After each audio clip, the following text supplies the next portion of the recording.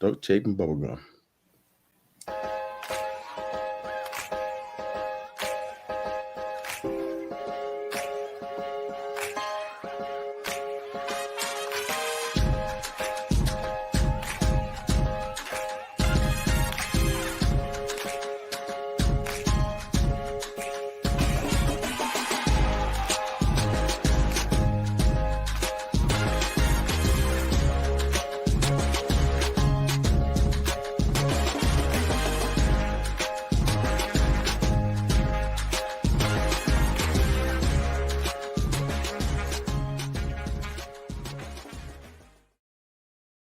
Oh yeah. Welcome back to the All-Purpose Pod for an All-Purpose Life, wherever you are today and however you are listening to the Call Me Mr. You, the podcast. We thank you again for making us a part of your morning, your day, and your week. We're your weekly mirror check before you go change the world, baby. You can find us on Facebook, Instagram, YouTube, and of course, the Twitter.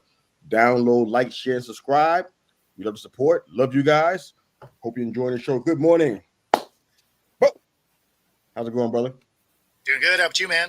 Fantastic, man. How was the weekend? Good. It was, yesterday I watched a fair amount of football. Saturday was a lot of running around and, doing that adulting thing.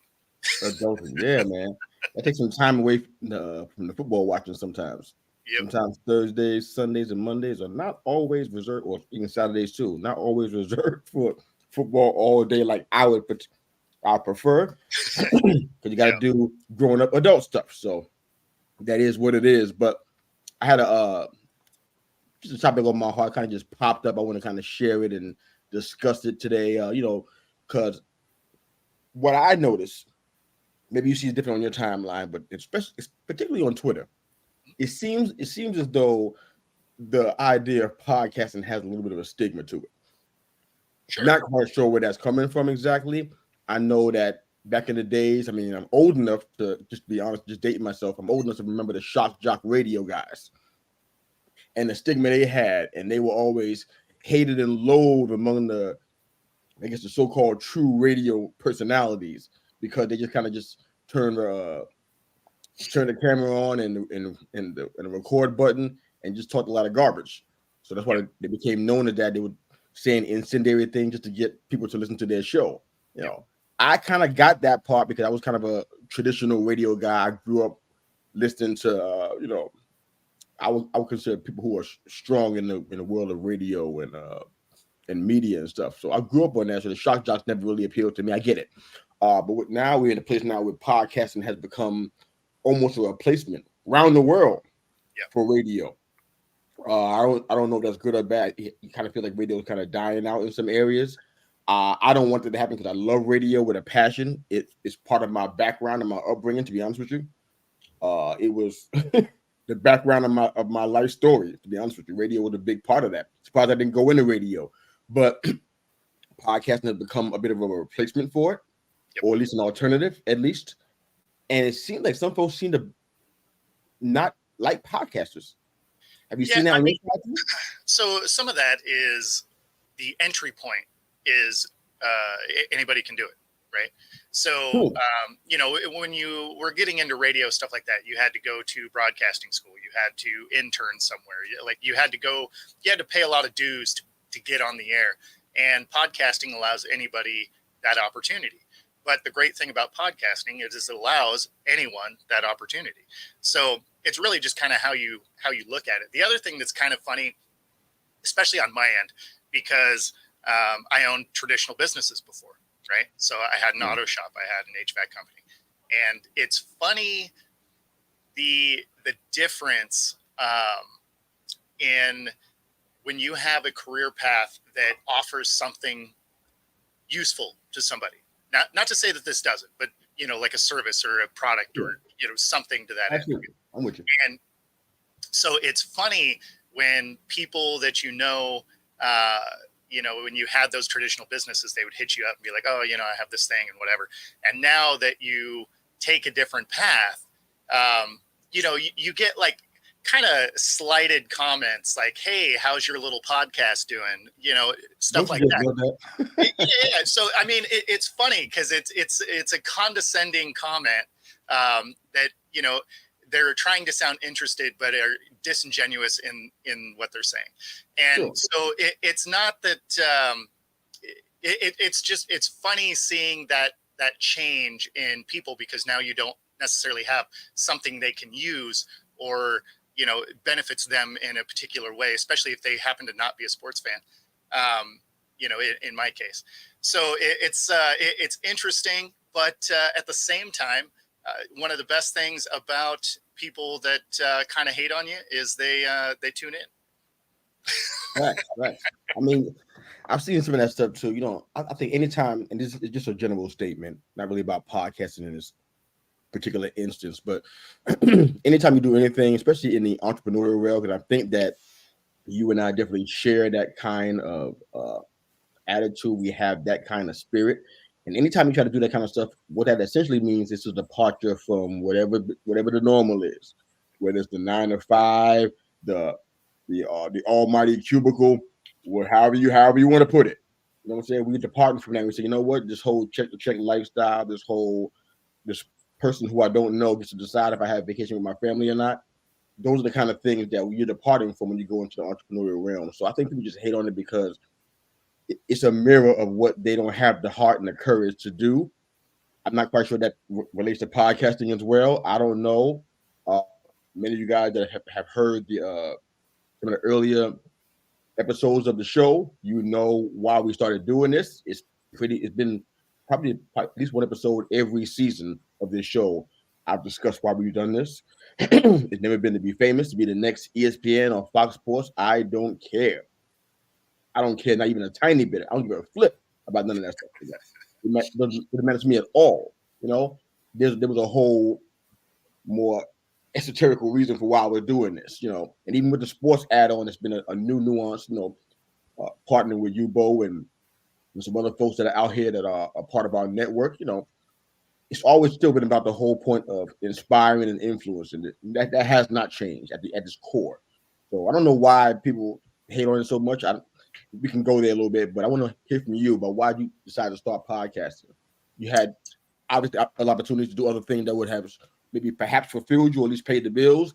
Why you decided to start podcasting, man?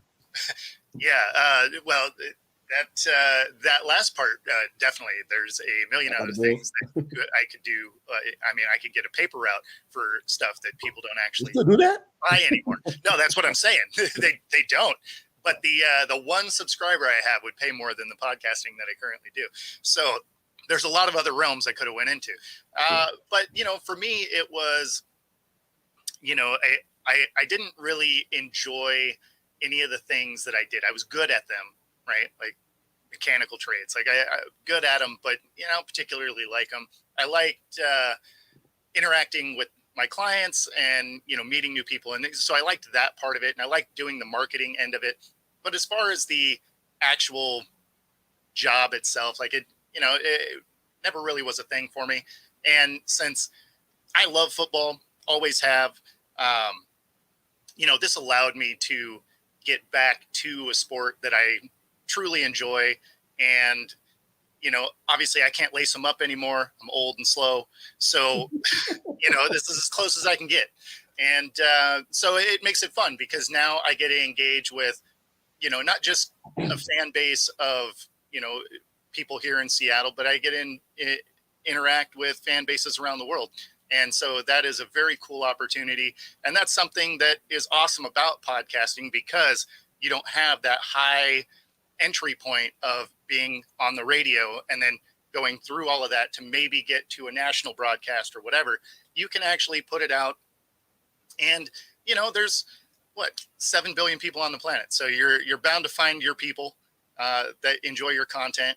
It takes some time, but probably one of the biggest things when I do get asked about podcasting is get started.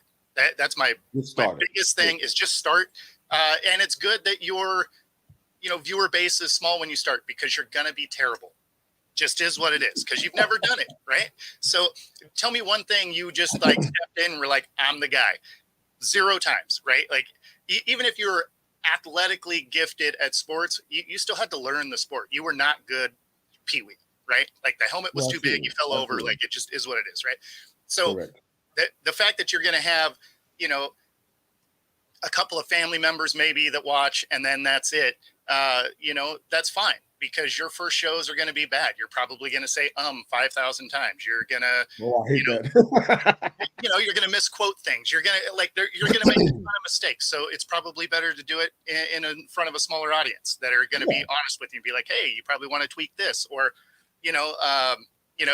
a buddy of mine was tuning in and he's like, hey man, one thing, instead of saying, I think, he's like, switch that to I believe. It adds a little more credibility to what you're saying, even though it doesn't actually change what you're saying.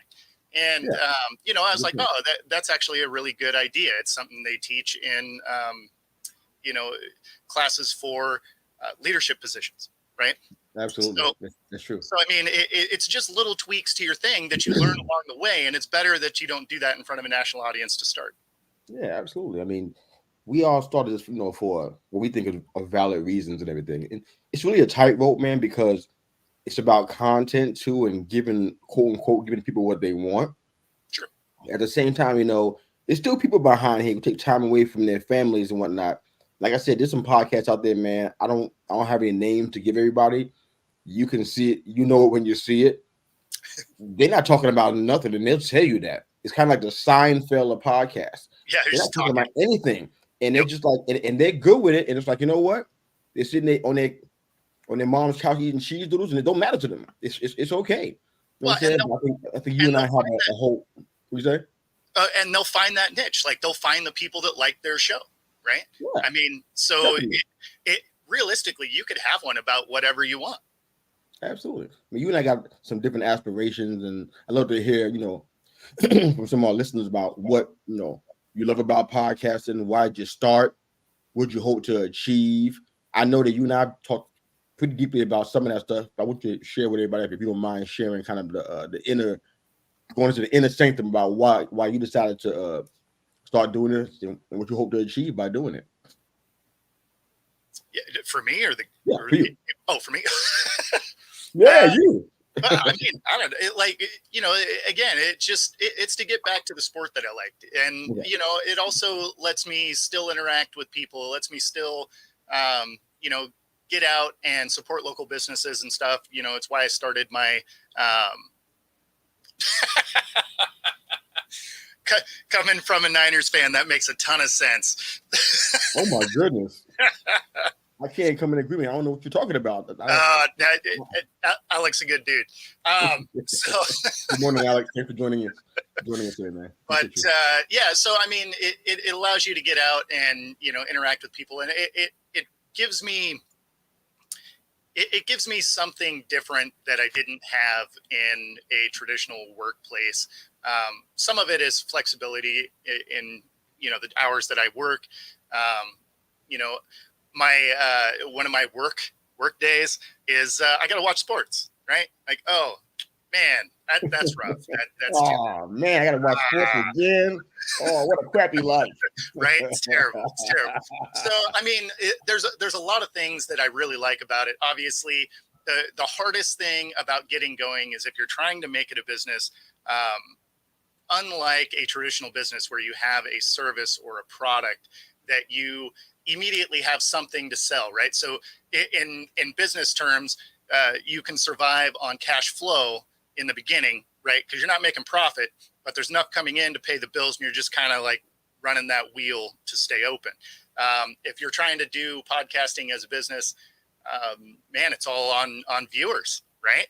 And Absolutely. So you have to do it realistically at a loss, right? Because you have your streaming services and whatever other things that you're using to build your podcast, you're going to run it at a loss for a while, because you got to be able to build that subscriber base to be able to bring in advertisers, sponsors, whatever, right? So I mean, there's a little bit of a different dynamic to it.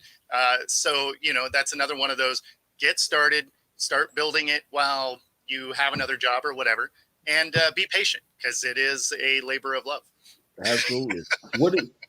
Here's a question that I want to share with the folks that we're going to jump in and help us out. But I'll just ask you right now: what did you learn about yourself along this journey of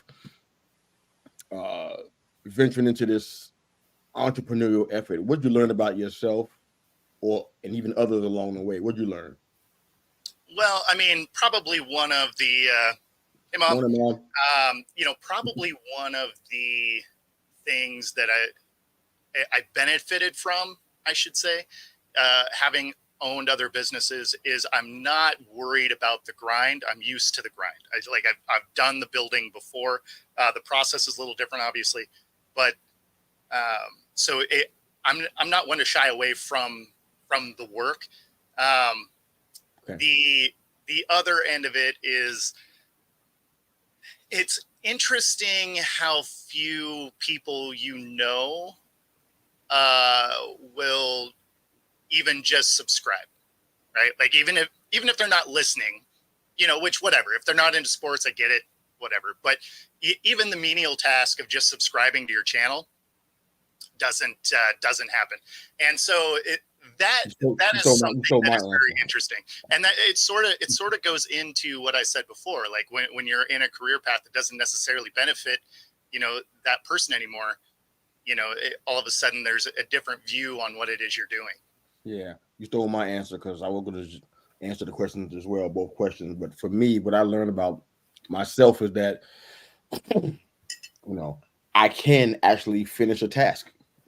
I can actually stay focused and finish a task. I mean, most of my upbringing, my upbringing wasn't awful. I was in a rough place geographically. It has some hard stuff happening and everything. But the one thing about me was I would never finish a goal long term. I don't mean like graduating from school. I mean like long term stuff that you planned out. I would never do that. I would get to the end and either quit, change my mind, or find something else to start. So I was always a constant restarter. This is the first time, like I said, this podcast isn't some kind of plot to take over the world or be the most famous guy, number one on Apple Pod. I don't care. That's not why I'm doing this. And it's like, for me to have done this long, and it's not a long time, but for me, it's like a million years. I mean, three years for me is like a million years, because I've never stayed on course where I continue to keep developing content continuously. My weeks are set up where I'm gathering information, taking time to research. I'm doing that kind of stuff every single week for 3 years. So for me, it's like, I'm like, wow, you can stick to something and focus. So the podcast kind of help open up, something about myself I didn't know, that I can actually do this, start something and actually finish it. So I'm excited about that part. The part about the other part of the question, well, and about others, you stole mine, because I know a lot of people. People always say, "Well, I really know a lot of people." I don't mean just my old high school friends, my old college friends, my former co-workers, my old employees, people who I served with in multiple ministries up and down the East Coast. I have nearly 50 years of networks and friends and connections and relationships. And I am finding it to be a struggle for them to go on YouTube and press that little white button. Yeah. It is astounding. Yeah. I mean, even if you don't listen to it, it's like people tell me how much they love me all the time. I'm like, wait, this is my heart. This podcast is my heart. Yeah. I think just the show I do with Bo, this is my heart right here. You know what I'm saying? If Bo said, you know what, I don't want to work with you anymore. I won't be your friend anymore. This is still my heart. Yeah. And I'm gonna still keep doing this, because this is just where this is coming out of me. Listen to some of the old episodes from season 1 and season 2. I'm sharing stories that most podcasters ain't sharing. I'm sharing my life, stuff that's embarrassing to me, that was shameful. Yeah, I shared it on a podcast on the first 2 seasons alone. I'm like, I learned that people, I don't know what it is. I can't even explain it, man. You did a better job than I could even think about doing. I can't even try to explain why that can't happen. And then the Twitter part, just a whole different aspect, because I'm still learning all these people. I don't have deep friendship with everybody there, but I got 14,000 people plus. Sure. How many of them actually press the like button on our YouTube channels? It's really incredible. And I don't really, I'm not offended. I'm not mad. I ain't got an attitude about it. It's just weird to hear all this love and good stuff, but you can't go to YouTube and press the button. I don't get it. So I'm learning that you can't rely on other people to you need the permission to be successful. So the only thing. Oh, sorry. Go ahead. Yeah, I'm saying you have to have their permission to be successful. Just go do what you got to do. Because one thing that you can take some solace in, I guess, in that is, realistically, for you to be able to get to where it is you want to go in a podcast, right? Because at some point you probably want to monetize it so it makes, sense. Yeah, absolutely. So when you think about it that way, regardless of how many people you know, for you to actually hit that number, the bulk of your viewers have to be people you don't know anyway. So the fact that they're not necessarily there at the jump, sure. I mean, is it a bummer? Yes. I wouldn't even say it's frustrating. You're just like, I mean, that's too bad. Like, I feel like that could have been like, something, right? Yeah. But when you think of to be able to get to where you need to go, for you to be able to monetize on any of the platforms, really, the sheer volume that you need has to be people that you've never met anyway. So that's why I never really get too caught up in it. Like, sometimes you'll have moments where you're like, really? Like, we can't click a button. I mean, all right. But at the same time, it's like, okay, well, if you need, to hit these numbers for, say YouTube or, Facebook Live or any of those, mm-hmm. it has to be people you don't know anyway, right? For you to be able to hit the crazy amount of numbers that you have to hit to be able to make that work. So yeah. I don't think too much on it. There's moments where you're just like, man, okay. We talk about it. I guess. You and I talk about it. Yeah, and but you don't put a whole lot of thought in it. You just kind of like, and then you move on. And I guess one of the other things that I would say for people that are trying to get into it is, prep how it makes sense for you. But come prepared, right? Because respect the fact that someone is taking time out of their day to watch what it is you're doing. So, like for me, I got to write stuff down, right? So I got a notebook with me all the time, but I don't actually script what I write because I will reword things a million times. So I'd be terrible on like a teleprompter. I just couldn't do it. So because I was always a trainer, I always had to come up with different ways to teach people, right? So if I told you how to do something once and you just didn't get what I was saying, yeah, I would reword everything that I did. And so unfortunately for what it is I'm trying to do today, sometimes that's a problem, right? Because if I write something down, I may go to say it and then I'm like, I don't like how that looks now. And so I actually just write bullet points and then freewheel it from there. Okay, that's fair enough. Let's go ahead and I think we have time for at least one comment here. So this is from Nathan, the co-host of the Coaches Couches Unplugged. Oh, awesome. Sorry, Couch Coaches Unplugged. Sorry, Nathan. But he and I talked a couple of times. He's a pretty cool guy, man. It's like his show's going to be coming along a little bit. They started a podcast because they love football, love talking about football. Started the podcast 2 weeks ago. Awesome. So they can share their thoughts on the football world. Same thing like what you were talking about, bro. They want to talk fantasy football primarily, but they want to also give advice, which I definitely enjoyed when I was doing fantasy football for 15 years. I need all the advice I can get. But yeah, that makes a lot of sense. So it's like a good guy, man. Somebody who loves podcasting, who sees the value of it. I love hearing that, man. Before we move on, man, I want to ask you a quick question. Let's make it real quick. Yep. Will you do podcasting forever if you could? Sure, because it's something that you can do forever. It's one of those things where would I be able to physically do some of the jobs that I was able to do before? No, probably not, right? So this, as long as I have, the internet, some lights, a camera, and a mic, you can do this thing. So obviously long term, it makes way more sense, especially as you get older. It's I mean, I would for sure. Yeah. How about you? Yeah, same here. As long as I don't have to. My only caveat. I like your shirt, man. Well, thank you, brother. I appreciate it. My only caveat that I want to have to keep setting up and unsetting. I'm not doing that right now, but I want it to be in a set place. Yes. Everything's already set, ready to roll. All I got to do is walk in. Hopefully, it's just already dusted and everything, and I'm ready to just go in. That's my only thing. If I can have that, everything, lighting, everything over these cameras set. Yep. That's ideal to me. That's what I would love. All right, well, we don't have a lot of time for college today. I want to talk about USC and Colorado so bad, but can't do it.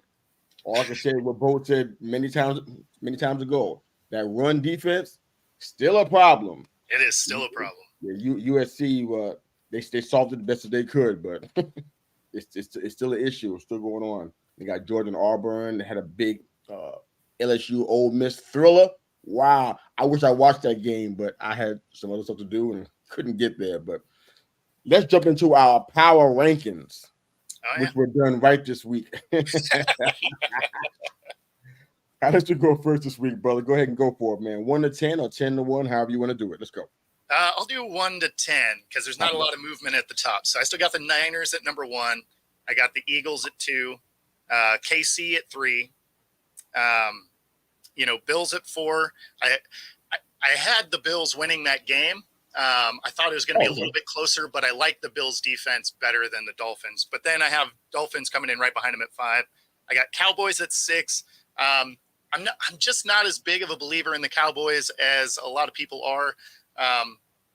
So they had a nice game, but again, what Cowboys for me, because they've done the same things for 20 years, they're going to end up kind of suffering on my ranking until probably close to the end of the season, solely because when do the Cowboys stop playing football?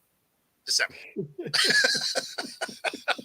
So I know that weighs a little bit on it. Just, history comes into my thinking here. But and then I got the Ravens at 7. I got the Lions at 8. I got the Hawks at 9. And then the Browns fell off my list altogether, especially now that Deshaun is hurt. And they definitely didn't look good. So I have the Bucks popping into my 10th spot, going 3-1, which, man, that one was tough for me to put in there because, again, I'm just not a big Baker guy. But, that team is playing good. And so I can't hate on a team that's playing well. No, you cannot, sir. Well, okay. Love it. I'll go ahead and follow in kind. We'll go 1 to 10. I'm glad I got my stuff straight with the power rankings because I think I like it better this way. It's kind of hard to sit there and wait that long. Yeah. It's kind of nerve-wracking. But I had the Niners at number 1. I think they're the NFC's best team, number 1 defense, from my understanding. Got playmakers on the old man. Purdy's not even playing well, so kind of sky's the limit with that. 2, I had the Dolphins there. I think they're the AFC's best team right now as we speak. They may even be the second best team in the entire league. I don't know. I mean, they haven't even got Ramsey back, and they already got it's a pretty good defense. It's not a bad defense. And we haven't seen them healthy until now. They look pretty dangerous, man. Buffalo will handle them, though. No question. But I didn't move them out of that spot because of that game only. 3, I got the Chiefs.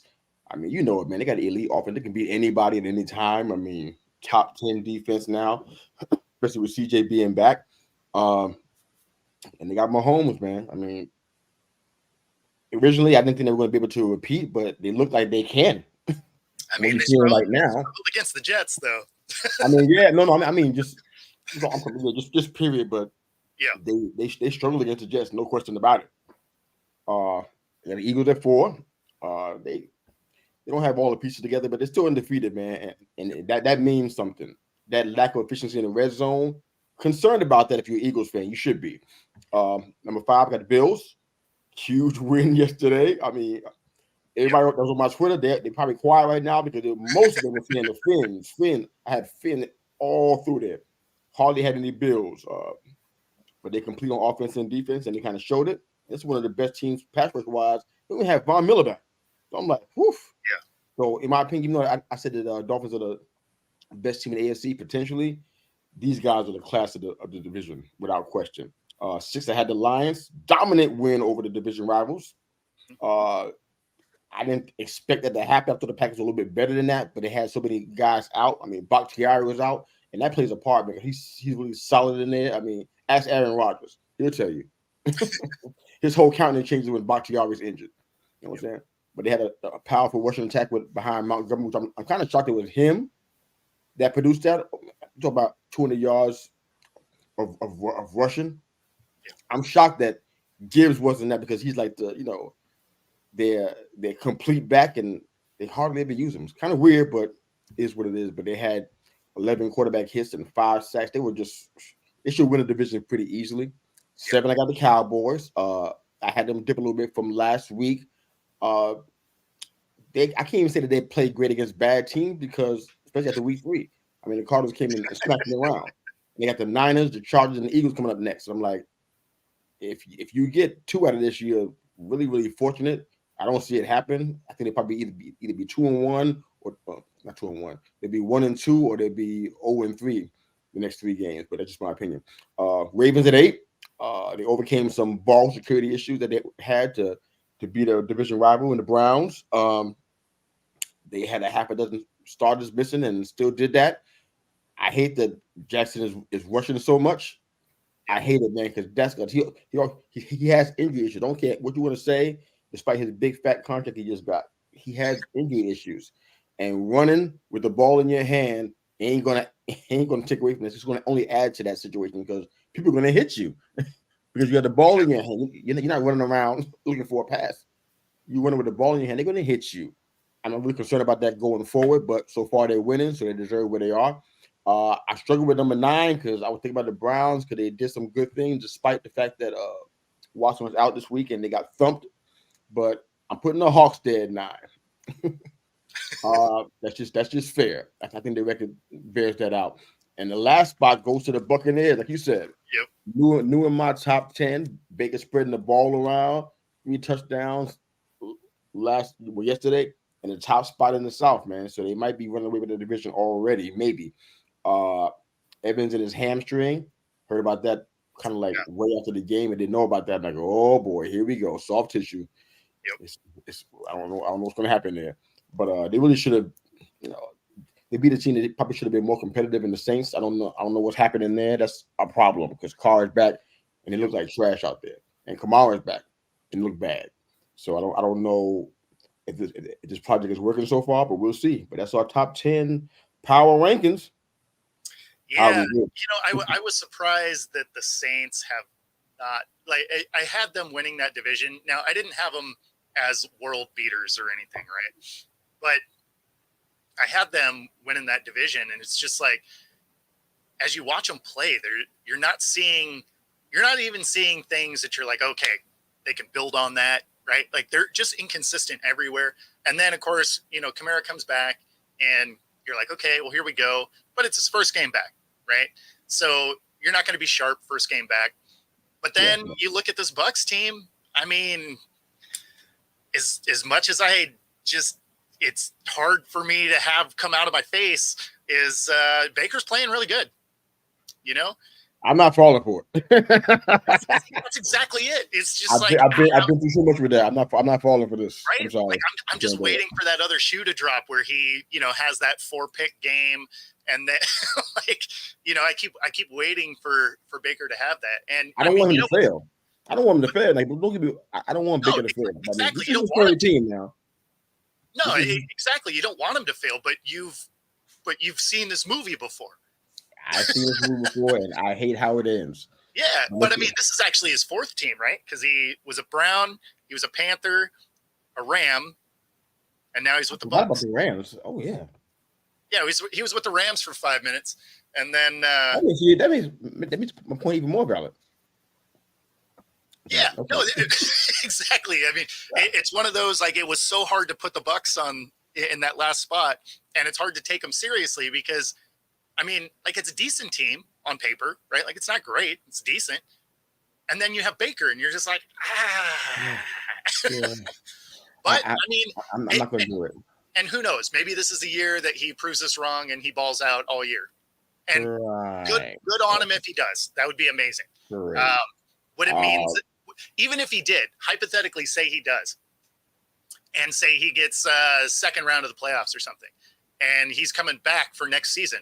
Do I think he's that guy? No, I'm like, he had a good year. And then I'd go right back to being like, yeah, Baker's probably gonna, have that moment somewhere along the way here. So sounds like a roller coaster ride that I'm not really interested in. I think I had the Saints going for the division too. I mean, God, it was hard for me not to, man, with all of the talent they got on defense, number one, exactly. And then they got Olave back there. Yep. Like Alvin Kamara, who can catch passes too. Don't get me wrong. He's a good receiver as well. You know what I'm saying? Then you got Michael Thomas, man, and then this Rashid Shaheed kid is like, they got talent. So I'm like, you guys, you should be able to win this division. Oh yeah. I can't change my mind now. I already picked them, but I'm like, are you guys gonna do it? You gonna make Mr. You look good, or are you gonna do the other thing that you've been doing? Yeah, I mean, if they're doing it, they're doing the slow play, right? Like they're building stress for it. Yeah, they're building some suspense. Yeah, it's working on me because I'm feeling the stress of it. But all right, let's go into our week 4 stuff, man. All right, so what game you want to start with, brother? Where you want to start? Well, let's see. I mean, we might as well talk about the KC Jets. The last yesterday's game, because I mean, I did not have the Jets making that a game on my bingo card. Like that was not that is not what I thought that was going to be. I thought that was going to be a KC route the whole way. And if I remember right, the line on it was like 13 points or something. Like it was pretty crazy. So, obviously Vegas thought that KC was going to roll. And we all know that the Jets have a good defense, right? But we assumed that they were just going to be on the field all day because that offense is inept. And I mean, kudos to Wilson. He did a decent job most of the night. He had a fumble that kind of derailed the thing, but I mean, they were right there. They were tied up most of the game. So it was an impressive thing out of him, but it's one of those, it's one off, he's going to be terrible again next week. And so you don't put a lot of stock in what Wilson did, but it made the game interesting because I actually wasn't going to watch it. I was just going to watch highlights because I figured it was going to be a rout. So that one seemed like I was just going to be able to watch all the touchdowns on SportsCenter and call it a day. Well, I can't fault him for how things went. I think he did a pretty good job considering all we've been seeing. I mean, I don't have nobody can go back on Twitter and find anything about me saying anything about Zach Wilson because there probably isn't anything there because I haven't said anything. I saw how the Jets did him from the beginning. No offense, but didn't take care of that young man. Sure. Kind of threw him out there, threw the playbook at him, and said, "Go figure it out, kid." And look at the end result. I mean, the man was afraid. Let me ask you a question on that. Let me ask you a question on that.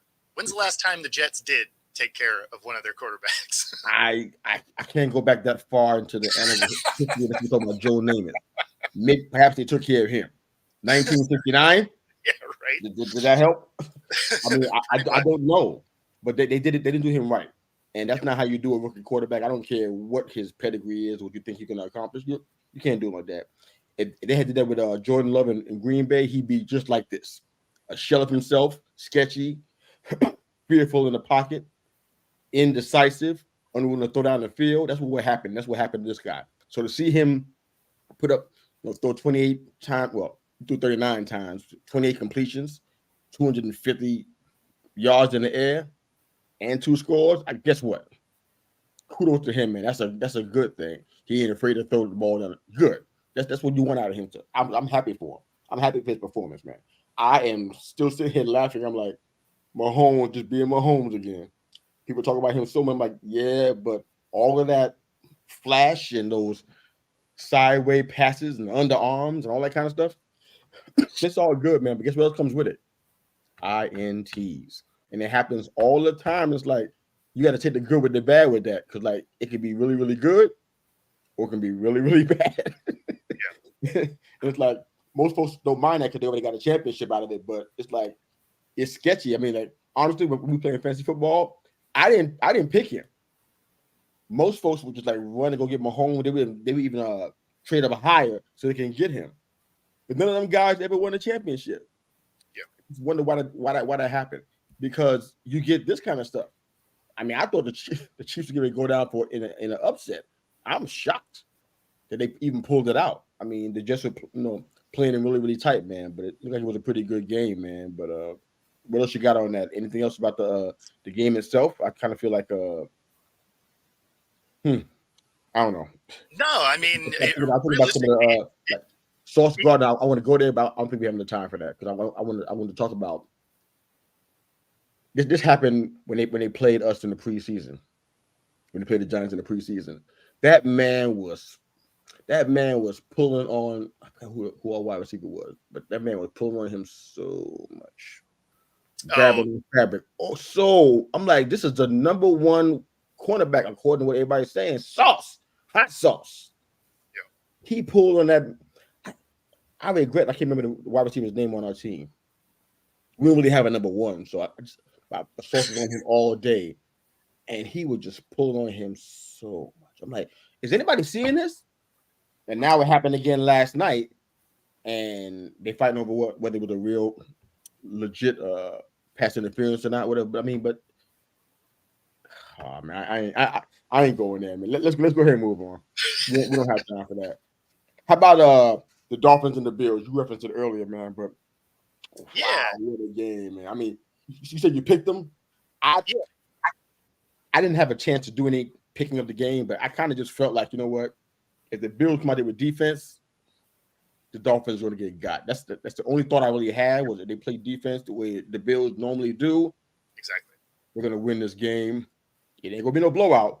So this score was surprising to me that it was that much. Josh Allen had 4 passes and ran for a touchdown. So they were prolific back there. But then again, you know, it wasn't really a dominant defensive effort by the Bills either because Miami had 393 yards on offense. They almost had 400 yards on offense, so the defense wasn't making that much of an impact in that regard, but they did force 2 turnovers and sacked Tua about 4 times, which is like kind of what you want to do. I mean, this guy, their team is predicated on speed, so you get to the quarterback, they can run around in circles out there all they want. It's not going to do them much good. And then that man, I mean, at this point, it was a game of chicken until it started had to punt 3 times, and that big fumble by your boy Mostert. There it is. This is what I saw so many times. I mentioned this 2 weeks ago about how he was one of my big fantasy guys. I would always pick him. People let him fall. They wouldn't think about it. I would always grab him. Trust in this man. Because some days he'll give me 2 or 3 touchdowns in one game, like what happened last week against the Broncos, and then he'll give me all the fumbles in the world. More fumbles than I could ever ask for and hope for, dream for, pray for. He give me all the fumbles I want. He did it in San Francisco, and he's doing it again right now. I think that was I'm not sure that was a difference maker in the game, but it was a big part. But yeah, what do you think, man? Yeah, I mean, so I had the Bills, right, because I like their defense better, and that offense can score, right? Yes, so sir. I figured it was going to be a track meet, and it would come down to, 1 or 2 stops that the Bills were able to do. Because, I mean, the Dolphins are going to get their yards, right? They are elite speed everywhere, right? So, I mean, they're going to get yardage, and they're going to score. Like, they're going to get it in the end zone. But their defense isn't amazing. Like, it's not bad, but it's not great, right? So it's just kind of a middle of the road. So if you have 2 offenses that put up a ton of points, and then you have a middle of the road defense and a top flight defense, I'm taking the top defense, right? So it's why I leaned that way. Obviously, Tua, when he's healthy, he's going to put up stats, right? And it's funny because, like you said, in fantasy, I wouldn't go get Mahomes first. Right, like that's not my guy. Nope. I would actually get a later round, Cousins or Herbert or whatever, because they put up a ton of points and they put up a ton of yards. So statistically, they're great in fantasy. Now, if they're the quarterback of your team, unfortunately, neither one of them have a defense to speak of, and you catch a lot of L's. But they put up great stats. So if you had them on your fantasy team, awesome. If you just happen to be a Chargers or Vikings fan, well, I mean, that's a bummer. But and Stafford used to be the same way with Detroit, right? He was most definitely the same way. He could give you 5 fantasy points. He could give you 5 fantasy points in a minute. You kidding me? Oh, yeah. I remember that. Yeah. No, I traded for him once. I couldn't believe that. I said, "Oh, I got me a steal." He gave me Matthew Stafford. Oh, man, put up 4 or 5 spots for me a couple of weeks. I'm like, "Oh, wow, I got played." But yeah, I mean, but when you think about it, when he was in Detroit, right, he'd put up crazy yardage, they wouldn't win because they didn't have a defense, right? So a very big difference between fantasy and real life. That's for sure. They penalize you really hard for interceptions in fantasy leagues, man. So that's why all that meant nothing, because 2 interceptions and all that production gets negated. Well, we got to move a little bit faster than we have been moving. We having too much fun here. Let's move on quickly. All right. So what's the next game you got, brother? What's your next game? So I mean, we should talk about the battle of the bottom, Broncos Bears. So what a great game, though. It was a good game. It was a good game. It was, you finally saw them play some offense, and by them I mean both teams. Yes. But if you're a Bears fan right now, you gotta be really questioning what's happening with your franchise. And if you're in the building as a coach on that Bears staff, man, you got a lot of questions today. To blow a 28-7 lead, and I mean, there's a whole lot of questions to be answered by that coaching staff at this point. That man, what's his name? Eberflus? Yep. He taking a heat today. I don't know what time the press conference is. I wish I could watch it. Yeah. He taking the heat today. He taking an extra L today because there's a lot of things, times where he went for what he shouldn't have. There's a lot of questions about him, but I ain't gonna lie to you, man. I'm excited about Russell Wilson. I know I discussed him a lot, especially in the preseason, because I had predictions for the Broncos to do some things that up to now they have not done yet. So I kind of been watching. I kind of feel bad for him too personally. I'm like, man, this guy has talent, man. He did a lot of things. I felt like he put Seattle on the map in a lot of ways. People can say, oh, the Legion of Boom and stuff, but I feel like Russell Wilson played a big part in their success. And it's like, he's just getting crapped on now. I'm like, wow, dude, you were right there, man. So I kind of been underground rooting for him a little bit, Yeah. I threw for 3 touchdowns yesterday, man. I was excited about that. I mean, they bounced back from a 50-point blowout in Miami. The second worst loss by 21. Yeah, the second worst loss in Super Bowl era. I'm saying, I mean, it was incredible, man. But he threw for 223. I think he had a 21 and 28 passes. I mean, he was a 9-time Pro Bowl. He's not a bum or anything like that. But he was just, I'll tell you right now, when he hit that pass to Marvin Mims Jr., I jumped out of my seat. I ain't gonna lie to you. I was like, what? 48-yard pass to the man, and then Lutz hit the field goal. I'm like, wow. That's the Russell that I remember. So I don't know if this was the start of that. Maybe the Bears kind of helped spark his resurgence, but I was excited to see that, man. It was a pretty awesome game. I mean, Fields didn't mess around either. He had some good stuff going on as well too, man. I just don't know why I think some things intangibles caused him to lose this game, because he threw for 4 touchdowns yesterday. Yeah, I mean the defense stopped playing, because I mean they actually did a decent job against the Broncos in the first half, and then that whatever adjustments were made, or scheme, just seemed to start to work in the second half. But the Broncos come on, and then the Bears couldn't do anything anymore.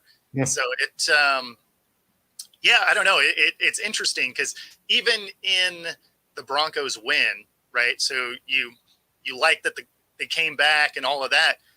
You still have a lot of questions about how they played in the first half, because they did not look good. Yeah. Well, let's move into even a quicker pace. I ain't gonna spend a lot of time when the Vikings and the Panthers. I want to just mention it because I got a couple of concerns that came out of that game. The way Cousins looked was just a couple of INTs, and it was just really bad looking. Should we be concerned that the Vikings just got by a winless team? I mean, literally just squeak past them. You know what I'm saying? And then Young and his injury that happened during the game, I believe it was. Yep. People were talking about it all preseason about his tangibles, height and weight, and can he take hits, and just is his body made for this kind of game at this position? Is he too small? All that kind of stuff. I mean, they are in a serious hole right now. They haven't won a game yet. They have literally very little chance to go into the playoffs. A lot has to happen. I mean, the 92 Chargers did it, but it's a big hill to climb. But I just wonder, what you think about both situations. The Vikings kind of squeaking past this team, and of course, Young and his tangibles, and is it a legit concern or not? as quick as you can, please. Yeah, so the Vikings, I don't worry too much. They've been in every game. They're just losing by that one possession like they were winning by them last year. Yeah, so I mean, I don't put, I'm not super worried about them. I didn't have them making the playoffs anyway. So, yeah, that's right. I thought they were taking a step back. There's no way you're going to win as many games one possession like they did last year. And then when it comes to the Panthers, this is kind of what I thought they would be. And Bryce Young, I knew he was going to get murdered behind that line. So that's the worst thing about being picked up high is you're going to a bad team.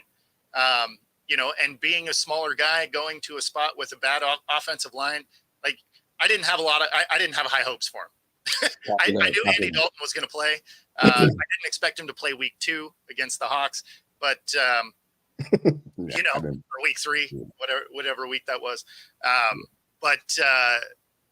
Then he comes back, week 2. So then he comes back and he plays, and then he gets injured again. Like, I think he's going to have a really rough first season solely because that offensive line has no protection for him. All right.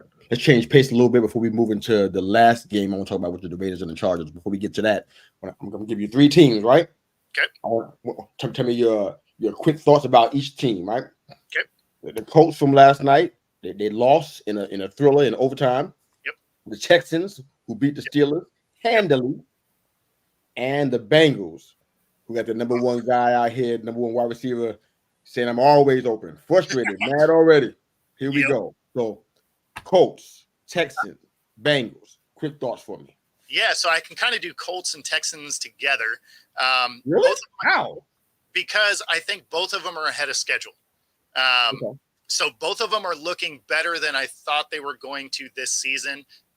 Bringing in rookie quarterbacks and having young pieces, both teams seem to be gelling a little bit better than I thought they were going to early in this season. Again, I don't think either one of them are making noise really overall, but I like what I'm seeing out of them. The Texans are playing really good football, and the Colts have been right there, right? So, I mean, they're going to be fun to watch. They're going to be a tough pick every week and pick them just because of that, because they're playing everybody tough. As far as the Bengals, they're in a rough spot. I did not see them just getting smacked. So I don't know if this is a problem with Burrow's injury, or if he's just not seeing the field particularly well, or if he's not trusting what he's seeing because he's injured. I don't know what's going on there, but they have a very real problem. And, if you're a Bengals fan, you're getting pretty close to realizing you're going to have a high draft pick. My goodness, I think they were only one of 2 teams in the NFL that haven't scored a first half touchdown this season. Yeah. I don't know how to explain it. And I guess I'm emotionally invested in this because I picked them to go to the Super Bowl. I mean, they got some work to do if that's going to happen. Sometimes, and this is a lesson for me for this year. I won't make the same mistake next year if I'm involved in a pick 'em of any kind or anything like that. I won't make a mistake of being emotional about it. Yeah. I'm gonna just go by what I see and what I know and make competent predictions. I ain't gonna put the Bengals in and have the Chiefs out like I did this year. I'm not gonna do that kind of stuff anymore. I'm gonna just be. I'm gonna go with what I think makes sense, and we'll just figure out what happens during the course of the season because the Bengals pick does not look good. But I want to go into the Raiders and the Chargers real quick before we go to the poll question and comments and then jump off. And also kind of talk about the state of the Raiders as well, because I'm kind of concerned about how this is going to work out. So our poll question was, can the Raiders be fixed? Yeah, great question. But as far as the game goes, the Bolts again winning with their legs, kind of almost reminiscent of what I was saying with Baltimore and the Ravens and Lamar Jackson. Herbert's a lot of rushing touchdowns, so he's doing it by himself because Eckler's not there. But they got 3 other backs on the roster, but for some reason, they can't seem to get it done. Only Herbert can be the running back and the quarterback too, which is like not great. So the run game is struggling a little bit in that area. It's not a long-term solution by any means. Devontae Adams at halftime had 1 target. Yeah. What? Yeah. 1 target. Well, I don't care how many guys are surrounding him. I'd rather you throw to the double coverage than to not throw it to him at all. I mean, that's horrible. But they picked up in the second half. He got like about 13 receptions for 75 yards, which is great. I thought the game was a lot closer than what I thought it would be with them because I thought the Chargers were going to blow them out. I thought like air raid. I thought they were going to like put a 40 burger up on them. I really thought that if I had predicted it, that's what I would have said. Especially with a brand new rookie quarterback back there, not knowing what's going on. He didn't do bad, but I mean it wasn't great either. But that Jerry Tillery thing, that's the thing that got my attention because he used to play for the Chargers. I remember him because in one of my defense fantasy leagues, I drafted him, and I said, you know what, he got a reputation of being nasty and mean. You want that in a DT. So I thought that would be great. Didn't work out with the Chargers for several reasons. One, because of multiple penalty calls all the time. It was killing drives. And now he went to Las Vegas, which I don't know. I didn't do their research, but he did the same thing there. Cheap shot at Justin Herbert, knocked him out of knocked him off his feet, out of bounds. And the whole Chargers bench was already surrounding him like flies on you know what. You know? And it was like, wow. So I'm surprised if he has a job before the end of the week. I'd be shocked if he's still working for the Raiders, if his pass key still works. But aside from that, is what I thought. The Chargers were going to win that. I thought it would be handily, but they kind of came kind of close to making it a real game, thanks to Josh Jacobs. But as far as the poll question, can the Raiders be fixed? Let's talk about that a little bit, man, real quick if we can, because I think with Jimmy G is already hurt. We know that part already. Devontae Adams started to make noise about being unhappy. I don't think he was blowing smoke. I think he's really unhappy, and I can't really blame him. Going from the Packers to the Raiders is not really an upgrade. It seemed like it is because you think you had Derek Carr, your friend from back in the day, and you think that he'll be throwing the ball to because you guys are friends, kind of pulling on that friendship, kind of leveraging that. But that didn't work out. Carr got traded, and you stuck with Aiden McConnell, who didn't see you for the whole first half.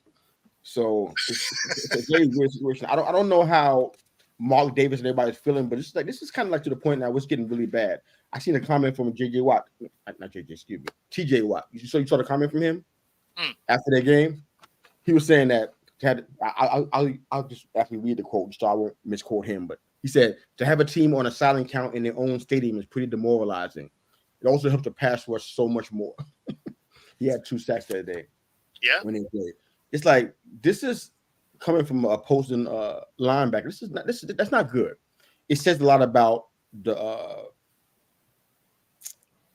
whole atmosphere, the whole feeling from the team and the fans. It's like it's easy to say, that's the Raider. They always doing Raider things, but it's been going on for a long time, though, man. Sure. I mean, Jimmy G holding the ball, receivers can't get open. Adams he felt he running out of time with this. The head coach on the hot seat for very good reason. It seems like they didn't even know what he's doing a lot of the time. They got 7 turnovers in 3 games before yesterday's game. I'm like, there's no sense of urgency. I mean, they're not managing the clock well. They're huddling in the red zone, walking to the line of scrimmage while they're in a crucial point in the game. I don't understand what's going on, man. Can they be fixed, man? This season, no. They got a lot going on now. Jimmy G, I found that interesting because he's definitely not an upgrade from Carr, so I didn't really get the move anyway. Same thing. And then the way that they did Carr dirty at the end of last year also was kind of weird. Like they still had a shot at the playoffs, but they're like, yeah, get out of the building. I was just like, wow, is it excessive, right? That's a great word for it. Is there another word we can use, like jacked up? Right? Absolutely. Stuff. So I I'm not a McDaniels fan. So I don't love him as a coach in general. You ever met one before? What's that? You ever met one? What? McDaniels fan.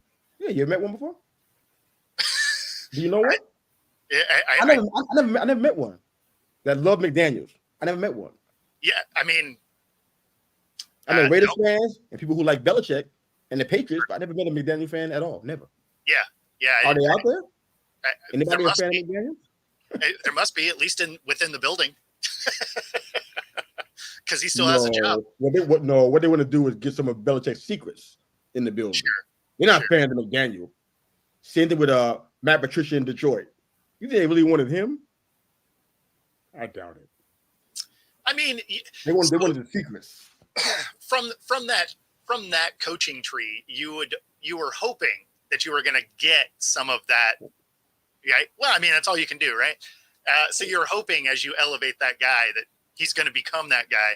And for whatever reason, Belichick's guys don't seem to. Yeah. But unfortunately, if you're a Raiders fan, this year is going to slip away from you quick, especially if Jimmy G is going to miss significant time. Not to say that this Aiden O'Connell, kid didn't do a decent job. He did, but he's a rookie. So you don't really know what you're going to get week to week, right? I mean, yeah. I hope he does well, man. Yeah. I hope he does well. He looks like. It's funny. I had to look him up. I was like, I don't even know who he is. He sort of looks like Rod Farva, and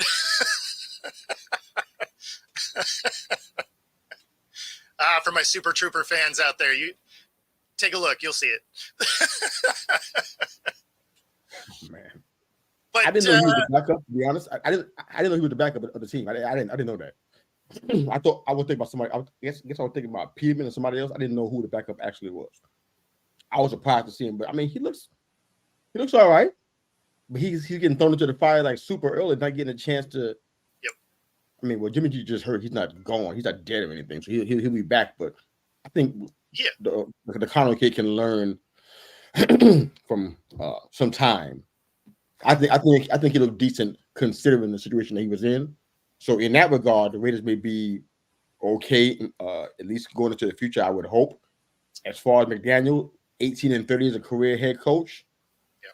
Past 20 games, 7-13. Yeah, that's not going to get the job done. So they got to do something. But you saying no chance this year, they can't fix this, it's done. That's what you're saying? Yeah, I would imagine not, just because you're starting to lose your locker room a little bit. Like, you're getting chirping from players. And as soon as that starts to happen, there's a toxicity that kind of fills the room. You don't usually see teams come back from it. They can, but the odds are low. Plus, they're in the AFC. So best case, you're third in the division, which means you missed the playoffs probably anyway. So I don't understand. I want to spend some time on this, but I feel like we ain't got enough time for this. But it's like the offensive scheming and play calling. It's like McDaniels, you sat on the Belichick. That part when they were, I think they were going to. Defense would at least be good. They were, no, I don't know because Patricia, I didn't care if he went to Detroit. I didn't care for Patricia. I didn't care for Judge. I didn't care for none of them guys. So that's just Judge almost destroyed our franchise by himself. But anyway. No, it's funny because this hour went really fast this morning, because I also wanted to talk about what the Arizona Cardinals are doing, because although they're catching L's, the Dobbs kid looks good, and they were right there with San Fran. Yeah, I mean the score doesn't look like it at the end, right? Because they got a score at the end, and then Arizona had a couple of drops in the end zone, but that was a tighter game if you were watching the game. Like it was a good watch. Oh yeah, I like what I'm seeing out of Arizona. Yeah, Arizona's fighting, so I like what I'm seeing there. Me too. I love a team that's going to fight and grind it out. Hope that happens tonight too. We need to fight. You can't be going to say, okay, yeah, go ahead. I was hoping we were going to get to talk about this. Hope it's a fight. Hope in there grinding, and then it's that kind of game. We need to have that kind of test to get the trenches and put in some work, man. But that McDaniel, I mean, I ain't got time for McDaniels right now. But I'm like, some of the things, like when they were on the Pittsburgh 8-yard line, 4th and 4, decided to kick a field goal. You still need to have a touchdown to win the game. He kicks a field goal. Yeah. On the 8-yard line, I'm like, those kind of things, man, it's gonna get you out of a job. Oh yeah. I don't know how to fix this team. I mean, I'm just like my dad was a huge Raiders fan. I have no idea. He's from New York like me. I don't know how he loved the Raiders, but he moved to San Jose, lived in California the rest of his life, which is probably about 5 decades maybe that he was out there. Oh, okay. Something like that, 5 or 6 decades, 5 decades and a half, whatever it is, 55 years, somewhere around there.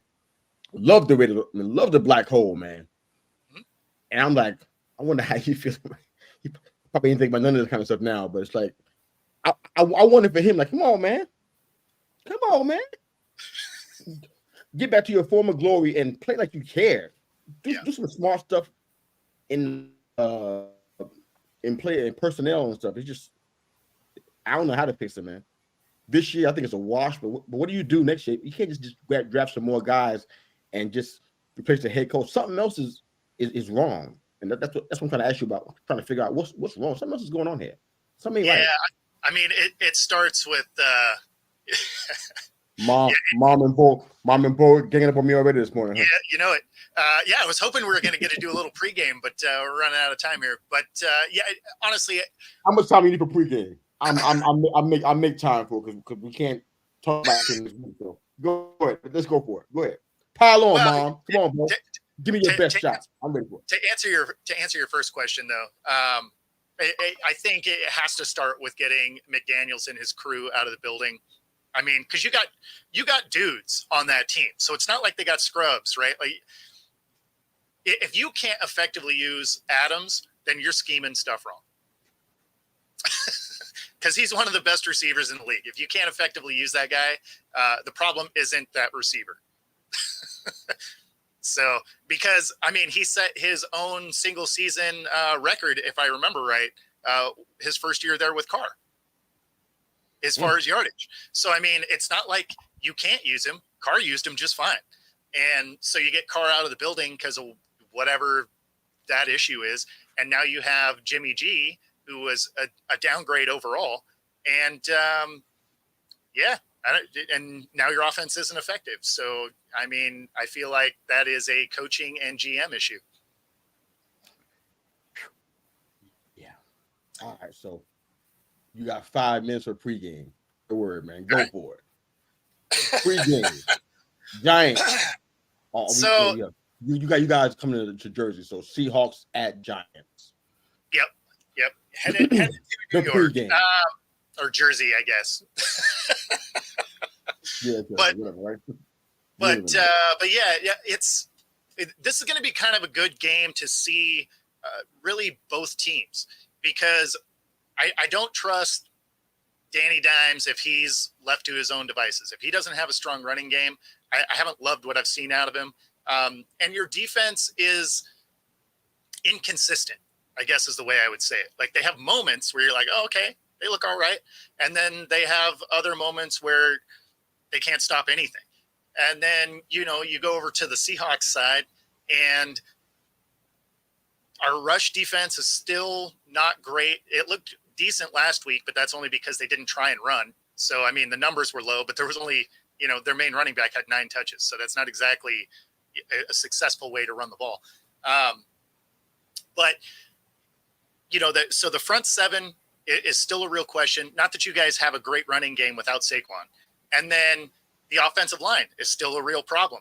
And so we'll see if you guys on the defensive side have been able to watch enough film as to what Seattle is doing to make to be able to shut down that kind of triple tight end rush and pass blocking kind of setup that they've been running.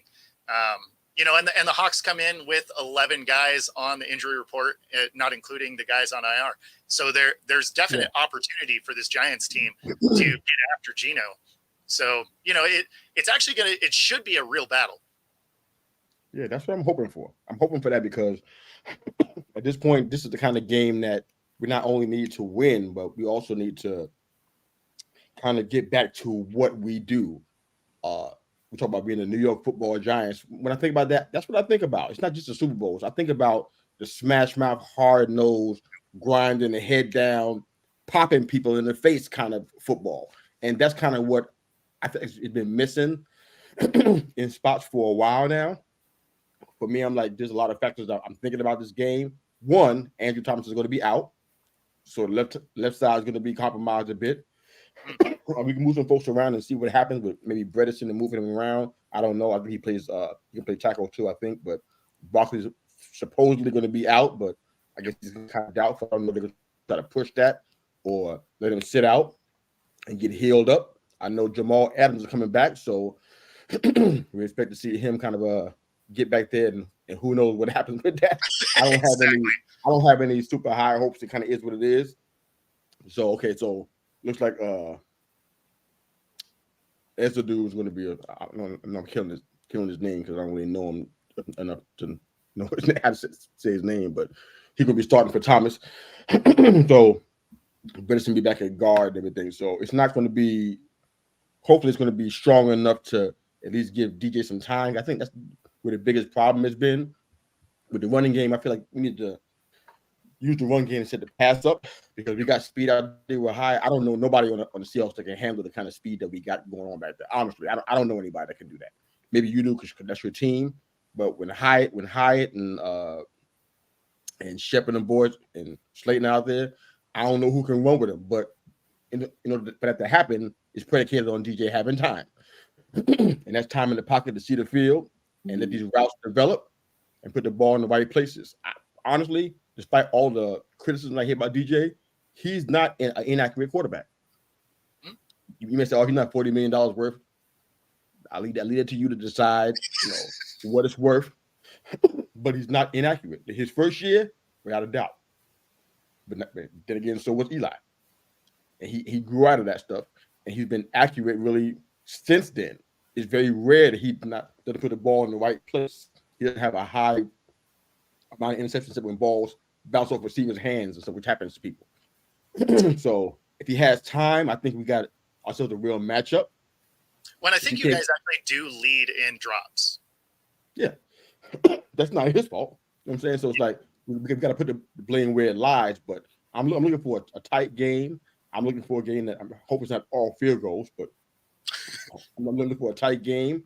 And if we can win it in the trenches, I think we can pull a win out. I think we need it really bad. I know the Seahawks will say the same thing. We need to have this win. Yeah, you need it as bad as we do. Because going 1-3 is not ideal for us. I mean, just to get the division part, just period.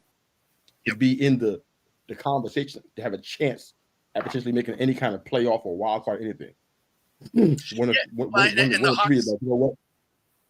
I was going to say, and the Hawks are exactly the same way because they need it to be able to keep pace, right? Because I mean, you have San Fran, who is undefeated, so I mean, you got to be able to keep pace with that to be able to make it in. I think if you guys do drop this game, though, you're in real trouble. Yep, if that happens, well, I need to see some changes happening because forget wait to the end of the season. Let's go ahead and pretend like we really care about changing this situation and start moving some stuff out. Some coaches down, like I said about 2 or 3 weeks ago, they can be gone. I won't shed a tear. There'll be no Kleenex used for them. on my account, you can go. Pack your bag. Don't come back. Don't even turn back. Don't even look back. Go. I want them to go. So that's where I'm at. But I think we've been out of time, man. So we have to just regroup and get ready for this game tonight. Yep. I'm excited for it. And next Monday, jump on in again. But wherever you guys are and however you listen to the Call Me Mr. You, the podcast, thanks again. Making us a part of your morning, your day, and your week. With your weekly mirror check before you change the world. Thanks for liking, sharing, and subscribing. Go change the world, baby. Have a great day, guys. Thanks again. Thanks, Bo. Take it easy, guys. See you next week.